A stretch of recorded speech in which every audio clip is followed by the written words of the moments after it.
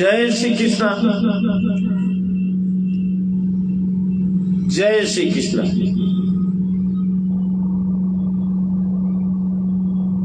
तो आप लोग सुनिए श्री मद् भगवत गीता का 7वां अध्याय और 7वें अध्याय का 6ठा और 7वां श्लोक का हिंदी में अनुवाद। तो कल से आगे हम आप लोगों के साथ शेयर करेंगे। कल से आगे तो कहते हैं कि सागर का पानी बाष्पीभूत होकर बादल बनता है एवं पुनः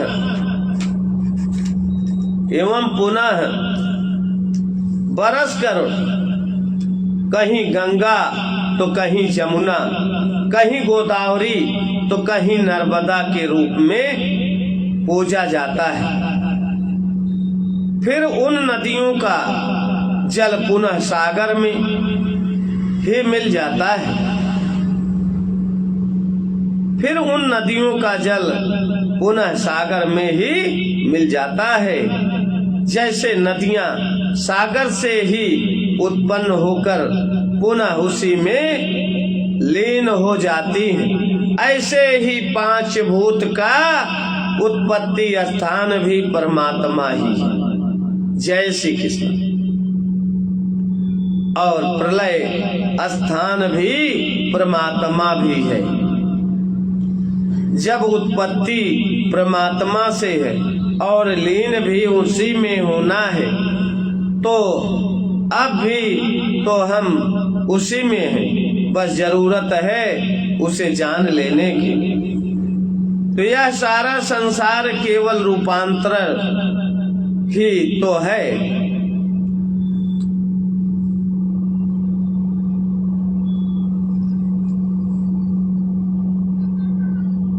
कहते हैं कि घास से मांस और मांस से घास बन जाता है। आप साग भाजी खाते हो, वह क्या है? घास ही तो है। तथा रोटी भी तो घास में से ही बनती है। गेहूं घास से ही तो होता है। तो कहते हैं, अरे बाबा, अगर आप घास ना खाओ तो आपका शरीर दुर्बल हो जाएगा, मन भी विस्मृत की खाई में डूब जाएगा और बुद्धि भी सहयोग नहीं करेगी।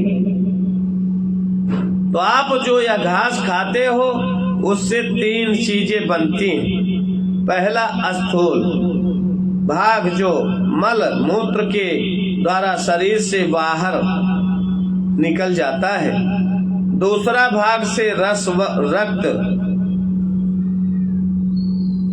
बनता है और सूक्ष्म भाग से मन बुद्धि को सिंचन होता है। इस प्रकार घास से ही मांस बनता है और घास से ही मन बुद्धि बनती है और घास से ही नेता, जनता, स्त्री, पुरुष और अन्य प्राणियों की उत्पत्ति होती है। इस प्रकार सब दिखता है भिन्न भिन्न है, किंतु है सब 5 भूतों का ही मिश्रण है। जय श्री कृष्ण। 5 भूतों को सत्ता देती है प्रकृति, और यह प्रकृति ही परा और अपरा 2 शक्ति के रूप में कार्य करती है। अस्थूल रूप में कार्य करती है, वह है अपरा प्रकृति, और सूक्ष्म रूप में कार्य करती है, वह है परा प्रकृति। जैसे गाड़ी का ढांचा भी लोहे का होता है तथा इंजन भी लोहे का ही होता है। एक लोहा दूसरे लोहे को चलाता है। केवल गाड़ी का ढांचा हो तो गाड़ी नहीं चल सकती, और केवल इंजन हो तो भी गाड़ी नहीं चल सकती। इसी प्रकार जब स्थूल जगत एवं सूक्ष्म जगत का साथ होता है एवं परमात्मा की सत्ता होती है, तभी इसमें सारे कार्य व्यापार दिखते हैं। लेकिन फिर दोनों जगत पुनः उसी परमात्मा में लीन हो जाते हैं। तो एक बार किसी भक्त ने भक्ति की, उसकी दृढ़ भावना थी कि भगवान साकार रूप में दर्शन दें और मैं उनसे बातचीत कर सकूं। भक्ति करते करते उसके समक्ष एक बार भगवान साकार रूप लेकर आ गए और बोले, ब्रह्म ब्रूयात वर मांग। भक्त, वरदान क्या मांगू? मुझे तो असली तत्व का ज्ञान दे दो, जो सबसे बढ़िया हो वह दे दो। भगवान बोले, बढ़िया से बढ़िया है आत्मज्ञान। मेरे दर्शन का परम फल भी यही है कि जीव अपने स्वरूप का ज्ञान, आत्मज्ञान पाले। तो मम दर्शन फल परम अनूपा, मन दर्शन फल परम अनूपा, जीव पावहि निज सहज स्वरूपा। जय श्री कृष्ण। मेरे दर्शन का यही अनुपम फल है कि जीव अपने सहज स्वरूप को पाले। भक्त बोला, मेरा सहज स्वरूप क्या है? भगवान बोले, जो मेरा सहज स्वरूप है वही तुम्हारा है।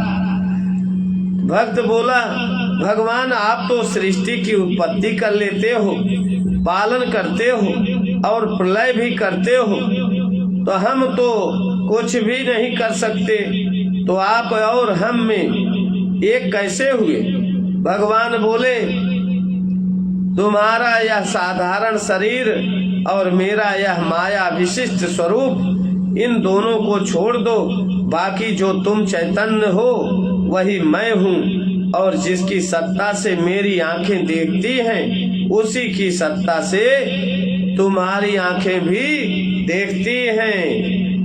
भक्त बोला, भगवान आप तो सर्व शक्तिमान हैं और हम में तो कोई भी शक्ति नहीं है, फिर आप और हम एक कैसे? आप तो सृष्टि बना सकते हैं लेकिन हम नहीं बना सकते।